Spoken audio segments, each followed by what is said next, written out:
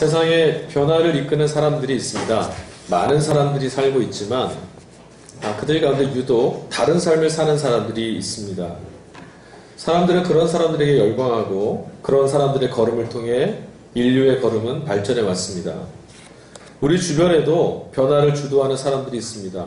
화려하진 않아도 개인에게 주어진 삶의 환경과 삶의 어떤 일들, 장애와 고난, 아픔과 절망을 뛰어넘는 사람들 우리는 보게 됩니다. 누구나 다 그렇게 사는 거라고 안주하며 살 때 더 나은 길을 향해서, 용기를 향해서 걸음을 옮기는 사람들, 좌절할 만한 환경 속에서도 환경에 지배되지 않고 살아가는 사람들을 우리는 볼 수 있습니다. 그리고 그런 사람들의 이야기는 언제 들어도 우리의 마음을 잔잔하게 감동시켜줍니다. 여러분, 그런가 하면 그런 사람들을 바라보며 사는 사람들도 있습니다.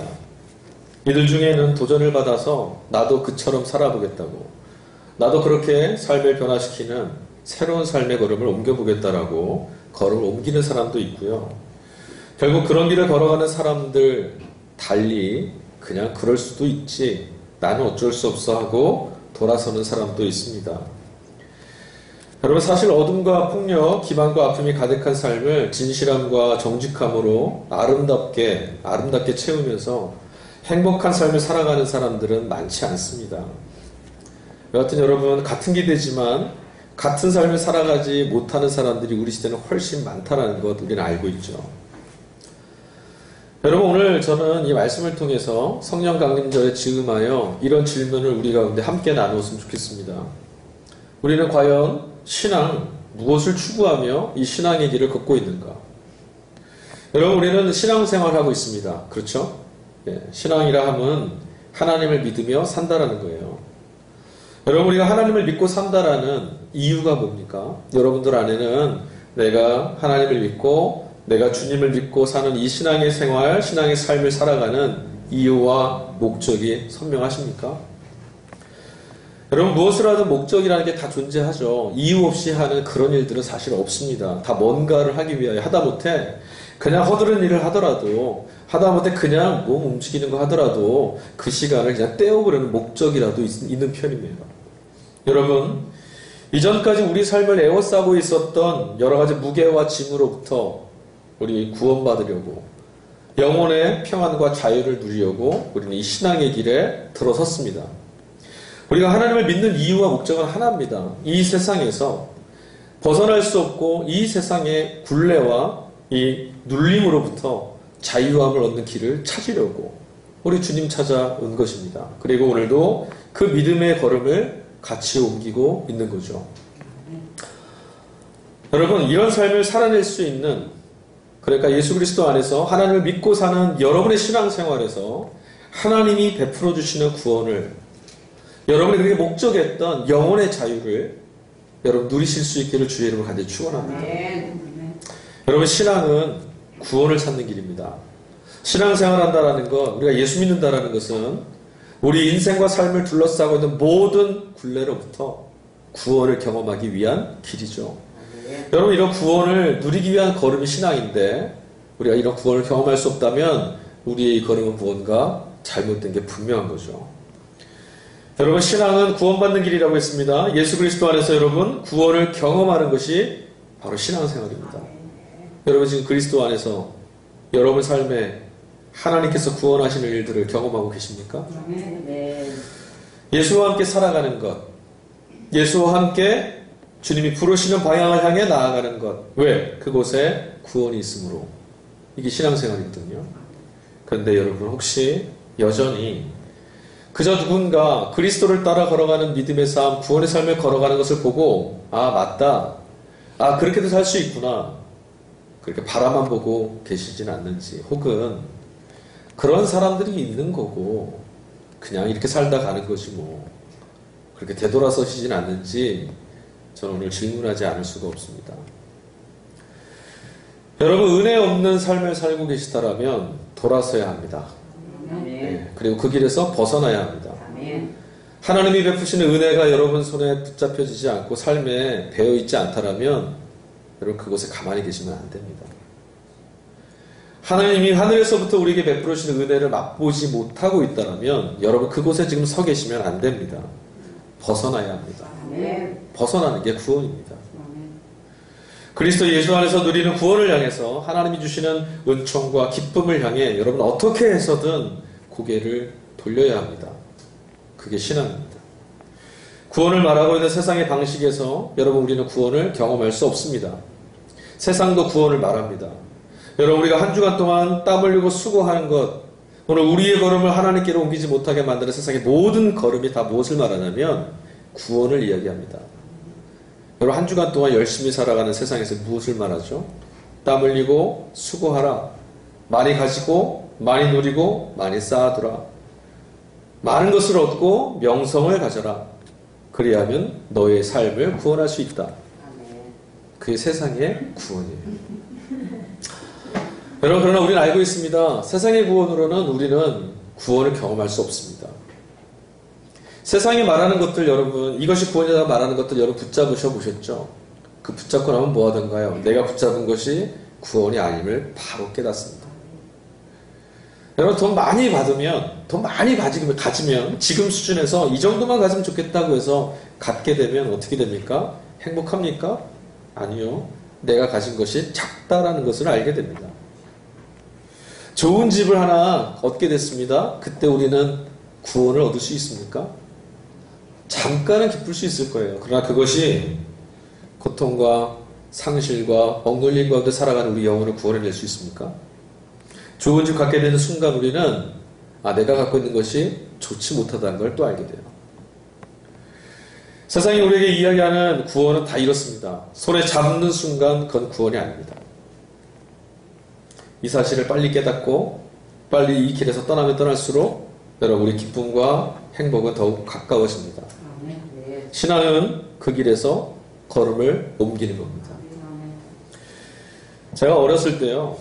제가 이런 기억이 하나 있습니다. 어른한테 처음 속아본 거죠. 세상이 믿을 만한 게 못 되다는 걸 경험한 사건이 하나 있었어요. 제가 돈을 좀 늦게 알았거든요.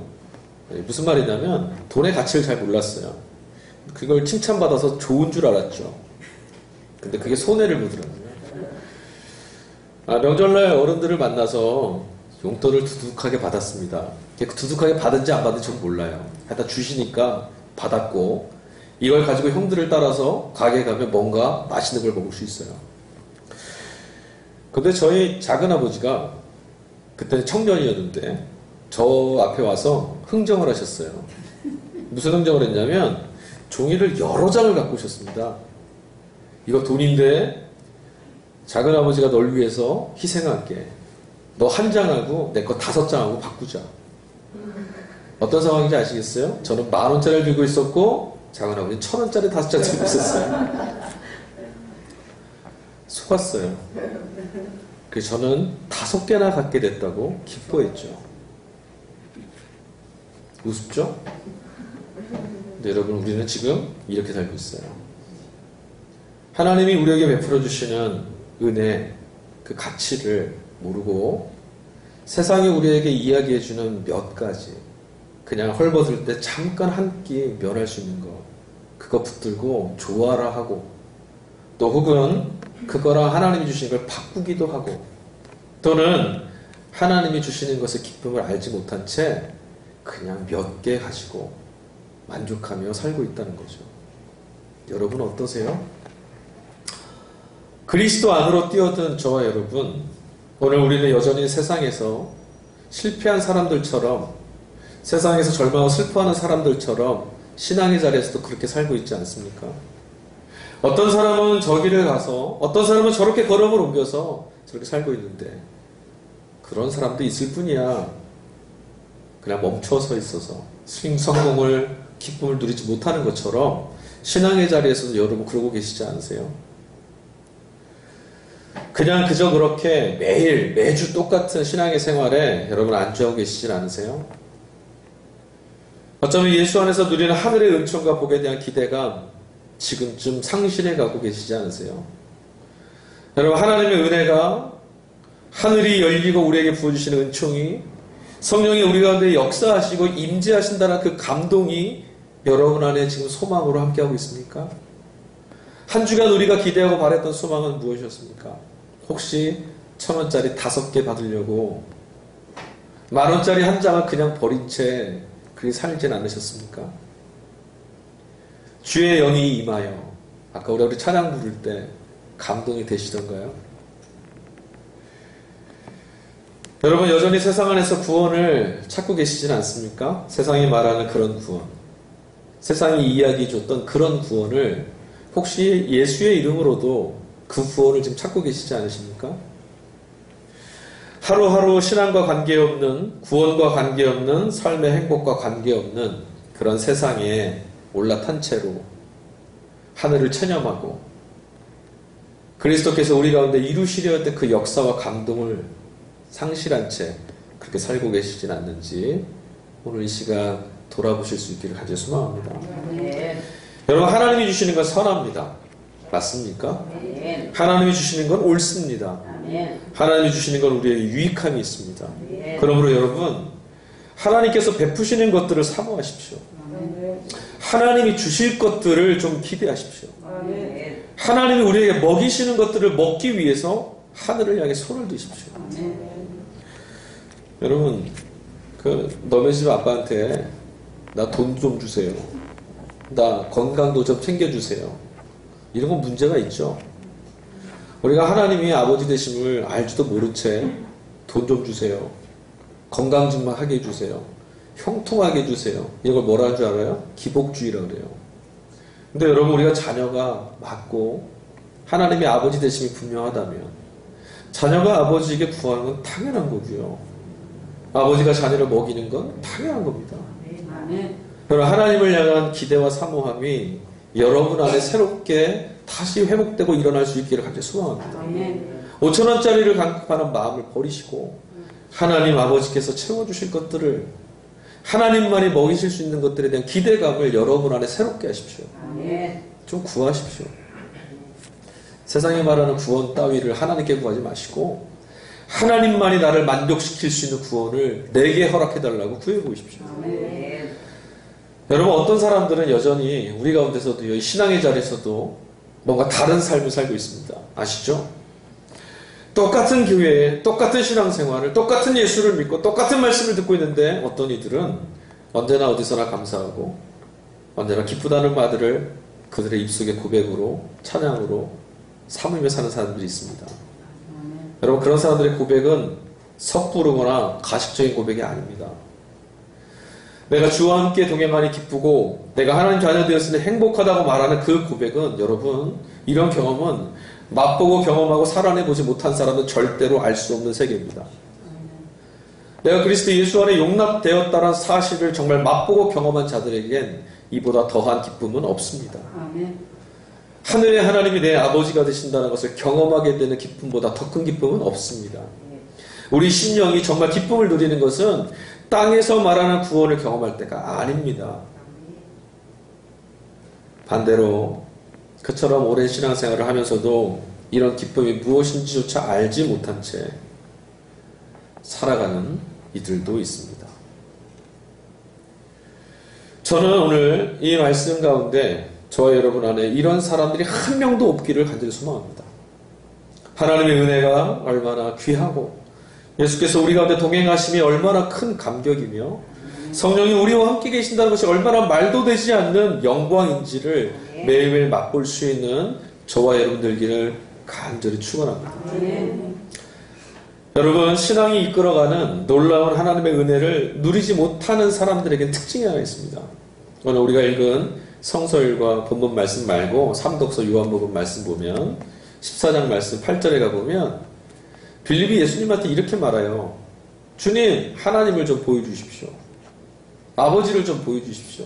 예수님 말씀하셨군요. 내가 떠나간다고. 내가 너희들을 위해서 거처할 것을 만든다고. 막 그랬더니 주님 어디로 가십니까? 막 묻고. 도대체 뭐하러 가십니까? 묻고.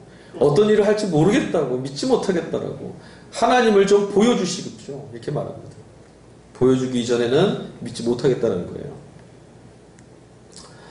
여러분, 진짜 문제가 뭔지 아십니까?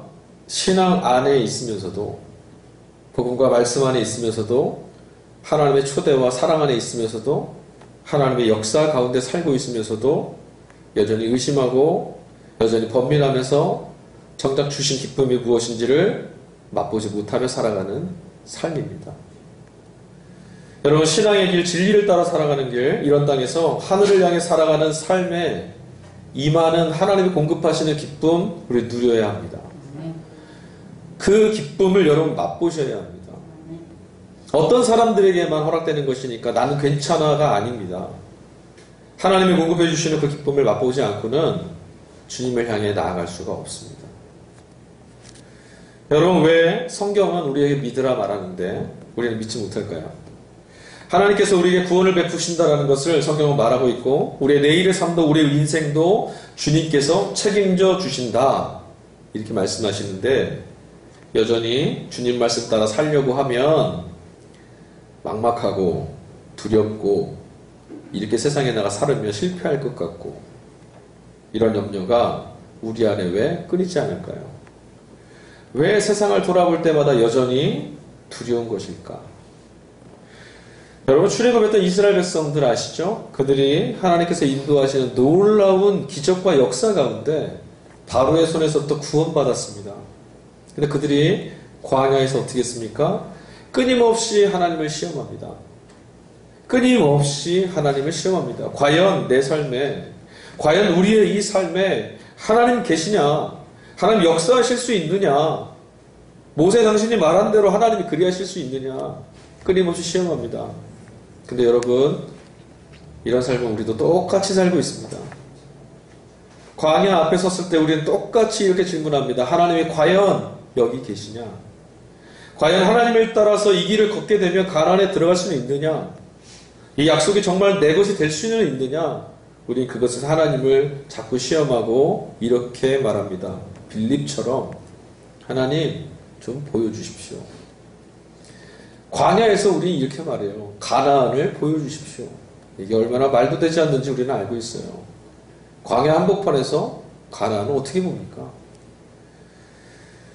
여전히 눈에 보이지 않는 하나님은 멀고, 이스라엘 백성처럼 우리 중 누구나 광야에 서게 되면 그 한복판에서는 하나님을 믿을 때도 있지만 하나님이 전혀 믿어지지 않을 때도 있고요. 이 믿음과 믿음 없음이 롤러코스터처럼 자꾸 반복됨을 경험하게 됩니다. 여러분, 이런 문제를 해결하고 계속되는 이 불신으로부터 벗어나려면 우리가 지금 짊어지고 있는 것들 중에 무엇인가를 버려야 됩니다.